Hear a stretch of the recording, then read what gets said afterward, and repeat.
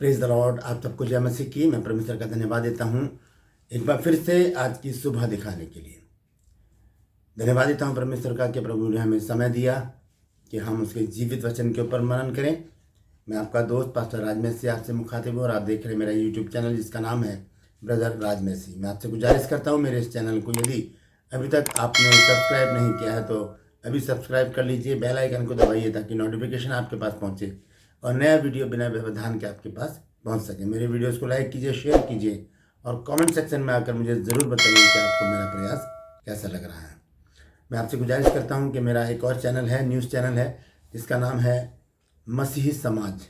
उसका लिंक मैंने डिस्क्रिप्शन में दे रखा है, आप उस पर क्लिक कीजिए और उसे भी ज़रूर सब्सक्राइब कीजिए क्योंकि मेरे इस चैनल पर जब मैंने न्यूज़ डाली हैं कुछ जो ऐसी न्यूज़ थी जिसमें ईसाइयों को मारा जा रहा है तो यूट्यूब की तरफ से मुझे वार्निंग आई है और मैं नहीं चाहता कि ये चैनल जो मेरा बंद हो। बाय द वे अगर ऐसा होता है तो मेरे पास एक इसका अल्टरनेट होना चाहिए, इसलिए मसीह समाज को सब्सक्राइब करने के लिए मैं आपसे गुजारिश करता हूं कि उसे ज़रूर सब्सक्राइब कीजिए ताकि अगर ऐसी कोई घटना होती है तो उसके लिए हम एक बार फिर से दूसरे चैनल पर मिल सकें। तो मेरी गुजारिश को प्लीज़ स्वीकार कीजिए और मेरे दूसरे चैनल को जिसका नाम है मसीह समाज ज़रूर सब्सक्राइब कीजिए। Praise the Lord. तो आइए आज के वचन में चलते हैं और उस वचन में जाने से पहले एक छोटी सी प्रार्थना करेंगे हम। प्रभु जी, मैं धन्यवाद देता हूँ आज के दिन के लिए जो तूने दिखाया है प्रभु। मैं आज के वचन के लिए प्रार्थना करता हूँ प्रभु जी, वचन को शेयर करने में मेरी मदद सहायता करना प्रभु। मेरे होठों को, मेरे दिल दिमाग को छूकर ब्लेस कर, मेरी आत्मा और मेरा शरीर तेरे ही कब्जे में रहे ताकि बोलने वाला मनुष्य नहीं बल्कि तेरा आत्मा हो। जितने भी लोग प्रभु जी आज इस वचन को सुन रहे हैं, देख रहे हैं, उन सब पर प्रभु मैं तेरी आशीष बोलता हूँ प्रभु जी। हर एक जन को आशीषित कर, सबकी दुख बीमारी चिंता परेशानियां दूर कर प्रभु जी। और प्रभु जी अपने बच्चों के जीवन में अद्भुत और बड़े काम कर ताकि वो लोगों को बता सके कि प्रभु यीशु मसीह ने हमारे जीवन में बड़े काम किए हैं। धन्यवाद देता हूँ प्रभु, तूने मेरी प्रार्थना को सुन लिया। प्रभु यीशु के नाम से मांगता हूँ, आमीन। हालेलुया। तो आइए आज के वचन में चलेंगे और आज मैं आपको दुष्ट आत्माओं के बारे में बताऊंगा और ये बहुत ही गंभीर बात है। एक वचन है बाइबल में मरकुस 5 अध्याय में, उस पर हम थोड़ी सी बातचीत करेंगे। मैं पहली आयत से पढ़ूंगा, मरकुस 5 अध्याय के पहले वचन से। यहाँ लिखा, और वे झील के पास गिरासेनियों के देश में पहुंचे और जब वह नाव पर से उतरा तो तुरंत एक मनुष्य जिसमें अशुद्ध आत्मा थी कब्रों से निकल कर उसे मिला। वह कब्रों में रहा करता था और कोई उसे सांकलों से भी ना बांध सकता था क्योंकि वह बार बार बेड़ियों और सांकलों से बांधा गया था, पर उसने सांकलों को तोड़ दिया और बेड़ियों को टुकड़े टुकड़े कर दिया और कोई उसे वश में नहीं कर सकता था। इतना प्रचंड था वो, और वो सांकलों को और बेड़ियों को भी क्या कर देता था, तोड़ देता था। और आगे लिखा है, वह लगातार रात दिन कब्रों और पहाड़ों में चिल्लाता और अपने को पत्थरों से घायल करता था। वह यीशु को दूर ही से देखकर दौड़ा और उसे प्रणाम किया और ऊंचे शब्द से चिल्लाकर कहा, हे यीशु परम प्रधान परमेश्वर के पुत्र, मुझे तुझसे क्या काम। देखिए दुष्ट आत्मा जो है प्रभु यीशु मसीह से कितना डरती हैं, ये बात देख लीजिए आप। और लिखा है, मैं तुझे परमेश्वर की शपथ देता हूँ कि मुझे पीड़ा ना दे, क्योंकि उसने उससे कहा था कि हे अशुद्ध आत्मा उस मनुष्य में से निकल आ। यीशु मसीह ने उसको आज्ञा दी कि हे दुष्ट आत्मा, हे अशुद्ध आत्मा इस मनुष्य में से निकल जा। तब वो चिल्लाकर कहने लगा कि हे यीशु परम प्रधान परमेश्वर के पुत्र, मुझे तुझसे क्या काम। मैं तुझे परमेश्वर की शपथ देता हूँ कि मुझे पीड़ा ना दे। आगे लिखा है 8 आयत में, क्योंकि उसने उससे कहा था कि हे अशुद्ध आत्मा इस मनुष्य में से निकल आ। उसने उससे पूछा, तेरा क्या नाम है। यीशु मसीह ने उन दुष्ट आत्मा से पूछा कि तेरा नाम क्या है। उसने उससे कहा, मेरा नाम सेना है, क्योंकि हम बहुत हैं। बहुत सारी दुष्ट आत्माएं उस मनुष्य के अंदर थी, इसलिए उसने जवाब दिया यीशु मसीह को कि मेरा नाम सेना है। और उसने उससे बहुत विनती की, हमें इस देश से बाहर ना भेज। अब वो दुष्ट आत्माएं यीशु मसीह से विनती कर रही हैं, प्रार्थना कर रही हैं कि हमें इस देश से बाहर मत भेज। ध्यान से सुनिएगा, बहुत महत्वपूर्ण बात मैं आज आपको बताने जा रहा हूँ। लिखा है, वहाँ पहाड़ पर सूअरों का एक झुंड चल रहा था और उन्होंने उससे विनती करके कहा कि हमें उन सूअरों में भेज दे कि हम उनके भीतर जाएं। दुष्ट आत्माएं हैं। यहाँ पर लिखा है कि जब यीशु मसीह ने पूछा कि तेरा नाम क्या है, तो उसने कहा सेना, क्योंकि हम बहुत हैं। बहुत है मतलब 2000 से 6000 तक के बीच की एक गिनती है सेना। वो उसके अंदर थी दुष्ट आत्माएं, इतनी दुष्ट आत्माएं उसके अंदर थी। तो उन्होंने विनती की यीशु मसीह से कि हमें वो जो सुअर वहाँ पर चल रहे हैं हमें उनमें भेज दे।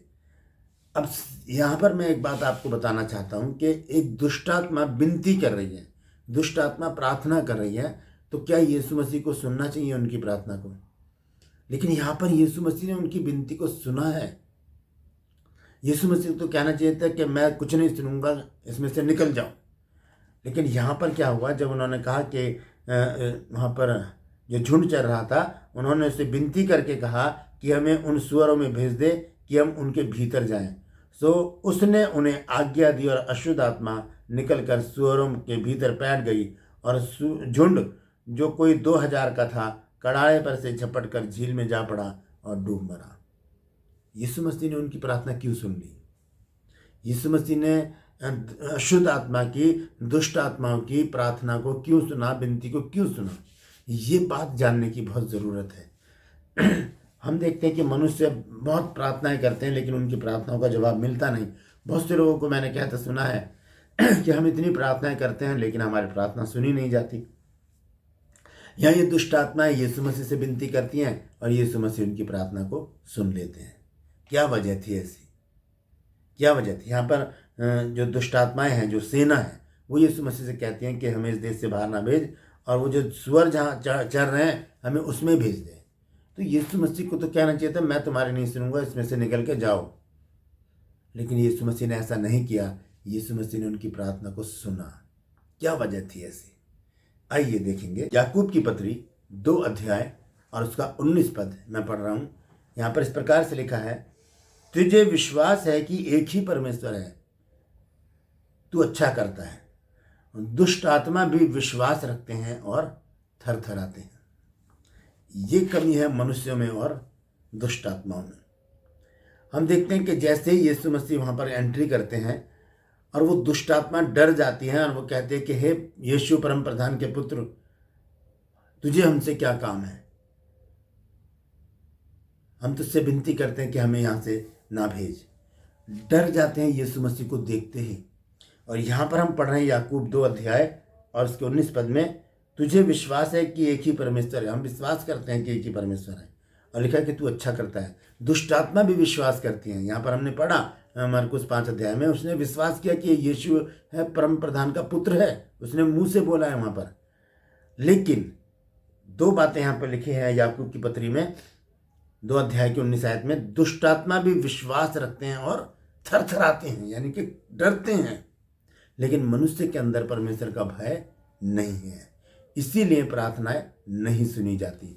जब परमेश्वर का डर हमारे अंदर होगा, उसका भय हमारे अंदर होगा, तभी हमारी प्रार्थनाओं को सुना जाएगा। तो आज के सब्जेक्ट से हमें यही सबक मिलता है कि दुष्ट आत्माएं प्रभु यीशु मसीह से डरती हैं, थरथराती हैं, कांपती हैं, लेकिन हमारे अंदर प्रभु का भय नहीं है। हम जो मर्जी करते हैं, हम सोचते हैं कि हमें कोई देख नहीं रहा, लेकिन परमेश्वर का वचन हमें बताता है कि परमेश्वर जो है वो सब कुछ देख रहा है, सुन रहा है। आइए आखिर में एक वचन पढ़कर मैं समाप्त करूंगा। ये है यशायाह नबी की पुस्तक और उसका 29 अध्याय और उसका 15 पद। हाय उन पर जो अपनी युक्तियों को यहोवा से छिपाने का बड़ा यत्न करते और अपने काम अंधेरे में करके कहते हैं कि हमको कौन देखता है, हमको कौन जानता है। तुम्हारी कैसी उल्टी समझ है। क्या कुम्हार मिट्टी के तुल्य गिना जाएगा? क्या बनाई हुई वस्तु अपने कर्ता के विषय कहे कि उसने मुझे क्यों बनाया है? या रची हुई वस्तु अपने रचने वाले के विषय कहे कि वह कुछ समझ नहीं रखता? हम परमेश्वर से छुप कर कुछ नहीं कर सकते। हमारे अंदर परमेश्वर का भय होना बहुत ज़रूरी है। अगर परमेश्वर का भय रखकर हम परमेश्वर से विनती करेंगे तो परमेश्वर हमारी प्रार्थनाओं को ज़रूर सुनेगा। जब वो दुष्ट आत्माओं की प्रार्थना को सुन सकता है तो हमारी भी प्रार्थना को ज़रूर सुनेगा। परमेश्वर इन वचनों के द्वारा हम सबको आशीष दे। मैं आपसे गुजारिश करता हूँ, इस वचन को शेयर कीजिए और आगे बढ़ाइए ताकि बहुत से लोग इस सच्चाई को जान सकें। परमेश्वर आप सबको आशीष दे। Praise the Lord.